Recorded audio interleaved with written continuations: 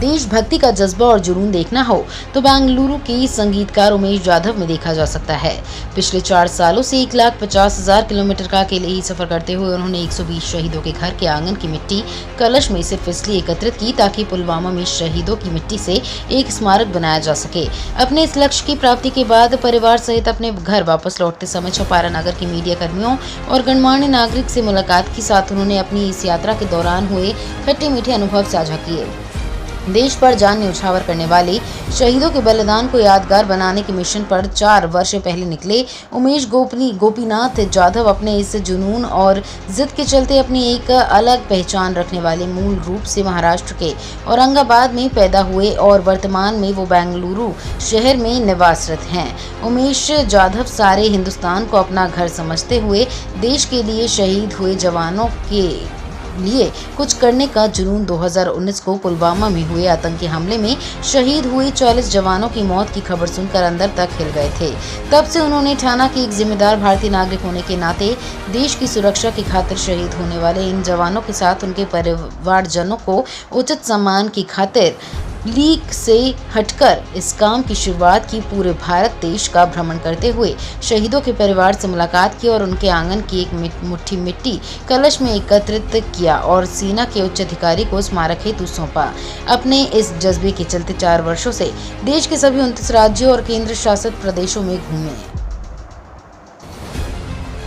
जी, क्या इंस्पिरेशन मिली आपको और कैसे सब आपने शुरू किया और क्या सोचते हैं भविष्य में आप सेना के बारे में और जो उनके वीडियोस हैं? जय हिंद, जय भारत। मेरा नाम उमेश गोपीनाथ जाधव है। एक आम नागरिक जब वो भारतीय जिम्मेदार नागरिक बन जाए, देश के प्रति, वीरों के प्रति और जो लौट के घर ना आए उनके प्रति हम क्या कर सकते हैं, उसका जीवंत उदाहरण है।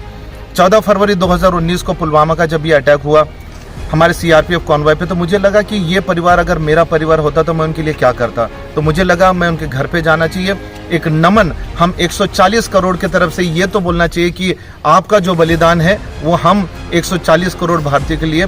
तो अब तक मैंने 200 वीर परिवार सियाचिन बेस कैंप से लेकर अंडमान और रन ऑफ कच्छ से लेकर कोहिमा और 40 सीआरपीएफ पुलवामा के जो शहीद थे जिसमें 16 राज्य थे, उनकी मिट्टी से लेके 14 फरवरी 2020 में जो स्मारक बना, I was the only invited guest जहां पर मैंने वो 40 शहीदों की मिट्टी पुलवामा में special director general Zulfiqar Hasan sir को दी। और मैं उस दिन यही बोला कि मुझे यही मालूम है कि एक माँ ने बेटे को खोया है, वो वीर पत्नी ने अपने पति को, वो बच्चों ने अपने बाप को, वो दोस्त ने अपने दोस्त को, वो गाँव ने अपने लाल को और वो देश ने अपने वीर सपूत को खोया है। एक इमोशनल जर्नी था, ये किसी ने स्पॉन्सर्ड नहीं किया था, ये ना कोई पॉलिटिकल इसका एजेंडा है, लेकिन कब तक हम आम जनता सिर्फ बोलने में देशभक्ति बताएंगे, मुझे लगा करना जरूरी है। और बड़ा गर्व है कि इस मध्य प्रदेश की पावन भूमि में, क्योंकि यहाँ पर अश्विनी कुमार कछुआ जो पुलवामा के शहीद परिवार थे जबलपुर में, उनके आंगन की मैंने मिट्टी ली है।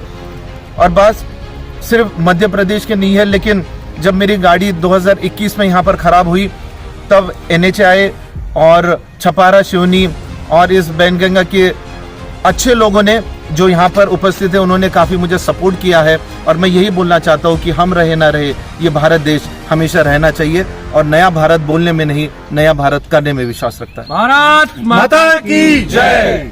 वंदे मातरम, वंदे मातरम।